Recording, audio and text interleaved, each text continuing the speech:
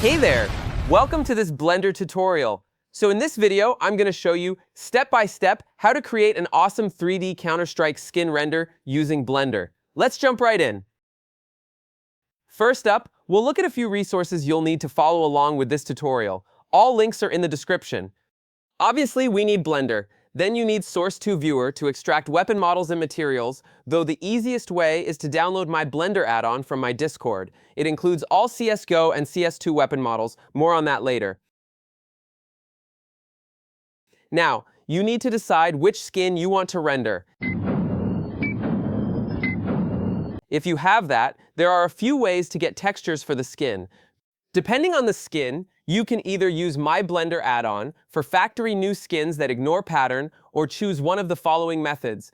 If you need a specific skin, the easiest way is to head over to karambit.gg's Discord server and use their texture bot. You simply paste an inspect link and it will get you all the textures you need. But be warned, the bot is down pretty often and sometimes the textures it gets are wrong.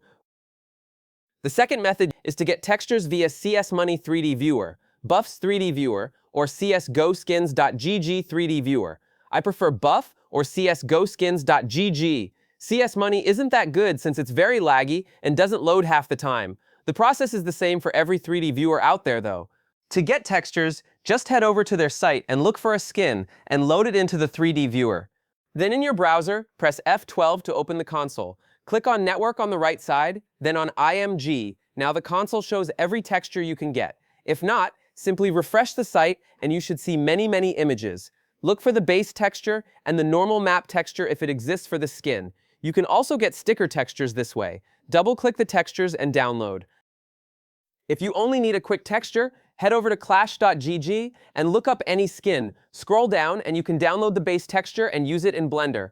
Now, the most reliable way to get textures is Ninja Ripper. It gets textures locally and directly from your game. Sadly, it costs money. It's only €4.50 per month and you pay via Patreon. If you don't want to pay, just skip this part. Disclaimer, use a secondary Steam account that is not connected to your main. Ninja Ripper injects into the game and could cause a VAC ban. Though very unlikely, keep that in mind. So if you downloaded Ninja Ripper, open it up and you're greeted with 3 lines. In the executable, you simply direct it to your Steam XX location. The working directory should automatically be selected for you. In the command line, paste these launch settings. They're down in the description. App Launch 730 launches Counter-Strike. Insecure opens the game in offline mode so you're more safe from a VAC ban. No vid skips the video.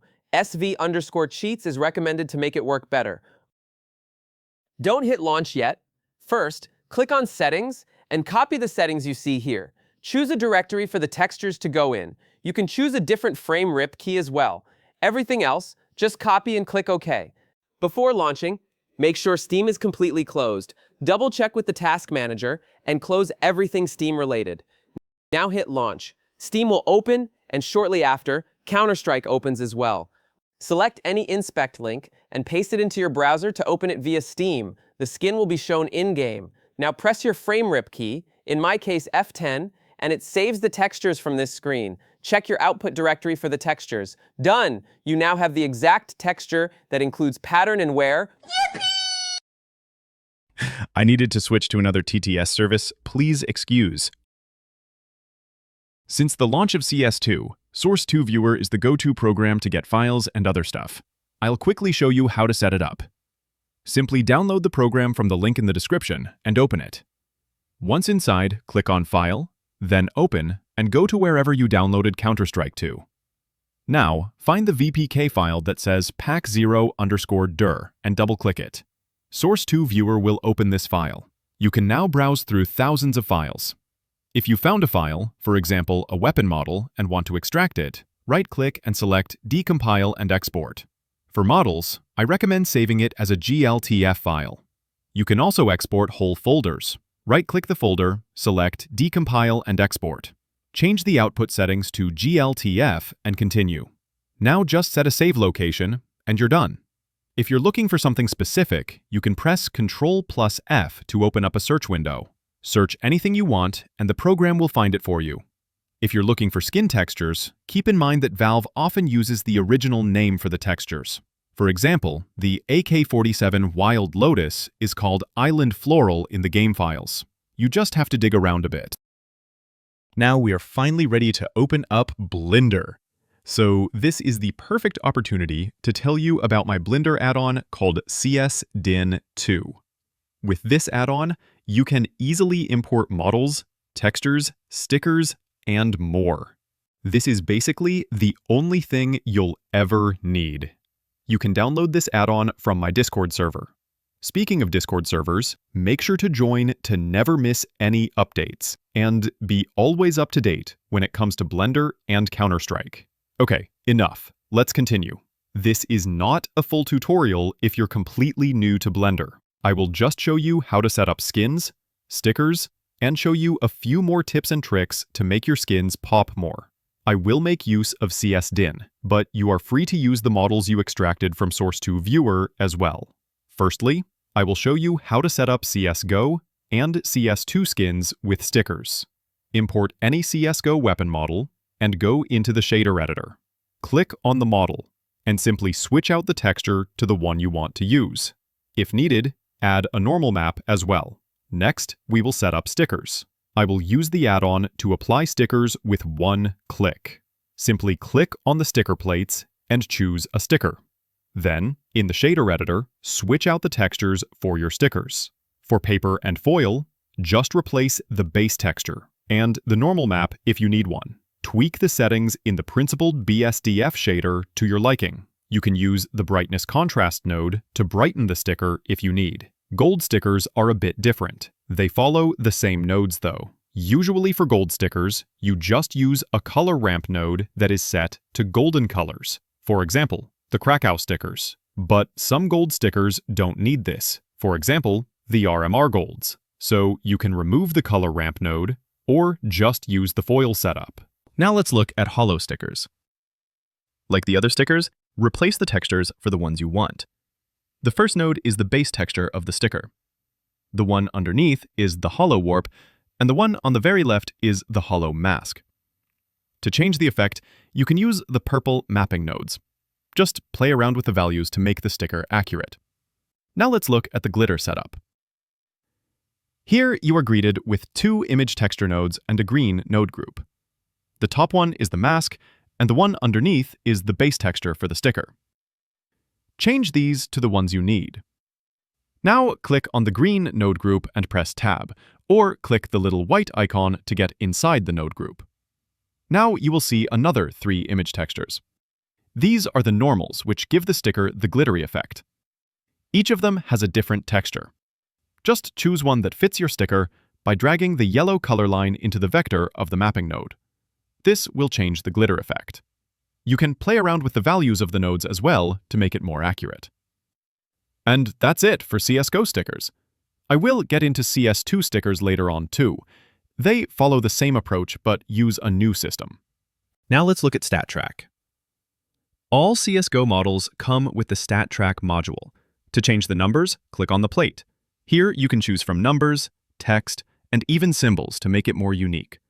To change them, just look at the mapping node and change the X location to the ones on the left.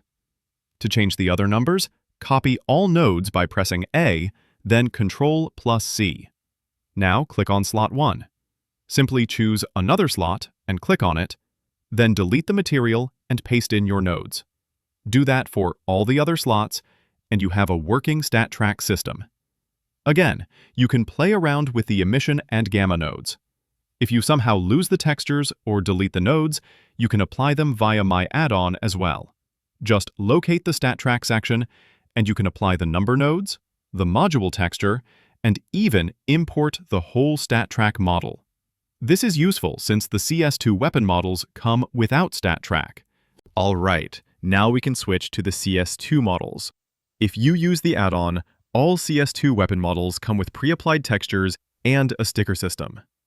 At first, this seems like a nightmare, but it's actually pretty simple.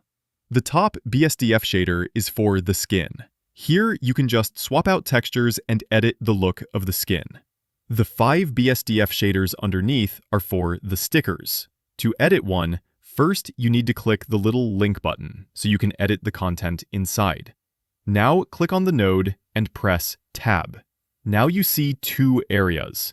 In the first one, you can change the placement and size of the sticker. In the second one, you can select what type of sticker you want. To activate the preferred sticker, click on the gray output node. It will then change the sticker. To edit it, press the little link icon again. Then click on the node and press Tab again. Now just change the sticker to your liking, like I showed you with the CSGO ones. Press Tab again to get out of the node group. A quick side note, if you don't want to use a normal map for stickers, just set the strength to 0. To exit the whole node group, click on the group output node on the left and press Tab again. Now, repeat this process for every sticker slot you want to edit. If you only need a few sticker slots, you can disconnect them from the mix nodes like shown here. Or if you don't need any stickers, just connect the BSDF to the material output directly. And that's how you set up the skins with textures and stickers. Now, I will show you how to make your skins more realistic. I see a lot of people rendering skins without looking into metallic, roughness, and imperfections. They just look bland and boring. My approach is to look at a specific skin and thinking, is this more of a metallic skin, or is it matte? I'll show you an example. The AK Case Hardened is a metallic skin, but not every part of the skin is metallic. It uses wood as well, and we all know that wood usually doesn't shine. A quick side note. All skins come with a base roughness map that you have to get via the Source 2 viewer. If you don't want to separate the model, you can just connect the roughness map like shown, and use a color ramp node to fine-tune it a bit. In Source 2 viewer, just look for weapon name _rough, and you can export it. Some skins also have a roughness map you can use, so you don't have to manually do it, and instead, just connect the texture, and you're done. Okay, let's get back. This will give every model a unique and realistic look, and will set your renders apart from others. For some skins, it's a bit more difficult. That's where I use nodes. Here I have an AWP Prince. I wanted to separate the gold from the red to give it an extra pop. I simply added a color ramp node followed by an invert color node and connected it to the roughness and metallic. If you move the color ramp colors, you can see it makes the gold more shiny than the red parts. This works for a lot of skins and gives them a high-quality touch. For an even better outcome, use imperfections. Basically, add fingerprints and scratches to your models. Unless you render a museum scene, most weapons are dirty and look used in some way. I get my imperfections from Fab, but you can just search for roughness maps on the internet. This is how you connect it. Add an image texture node and choose the desired roughness map. Now click Ctrl+T to add a mapping node. Then add a color ramp node and connect the whole system to the roughness input. Just adjust your settings to your liking by sliding the color ramp sliders. Absolute pro tip: make sure to use the roughness maps with intelligence. Fingerprint imperfections are used where you would hold a gun, grips, magazine, etc. Scratches are more likely on the body of the gun. Try to scale the imperfections according to the gun, so fingerprints don't look too big or too small. And that's how you can improve the look of your skin with ease. If you have set up your weapon with a skin and sticker, we are finally ready to render it. I'll go for my classic render style. Weapon on a rocky, dirty surface. Add a plane and scale it up a bit. Go to fab.com and pick any texture and download it. Back in Blender, click on the plane and set a new material. Then, click on the BSDF shader and press Ctrl+Shift+T. This opens up the File view. Look for your textures, select them all, and click Apply. Blender will automatically apply the textures correctly. Now, select the plane, go into Edit mode, and subdivide the plane a few times. Switch to Cycles and use your preferred settings. Click on the plane again, head over to Materials, and look for Displacement. Underneath are the settings. Switch the displacement from Bump Only to Displacement and Bump. Add a simple area light and move it up a bit. Go into Rendered View. On the plane materials, locate the displacement node and play around with the scale. As you can see, it changes the height and depth of the material to give it a more realistic look. This only works if you have a displacement texture. Textures from Fab have them. Now, while staying in rendered view, place the weapon on the ground.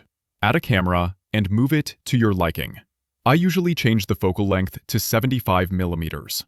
For the lighting, you can either use an HDRI or add lights from Blender.